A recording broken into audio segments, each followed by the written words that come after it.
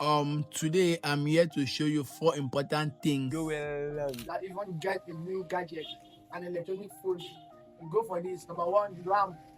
Don't get a phone with a smaller RAM because nowadays you need smartphones. You need phones to run your businesses, things online. You cannot go and get a phone for 2 GB RAM. Then later you complain my phone is freezing, my phone is slow.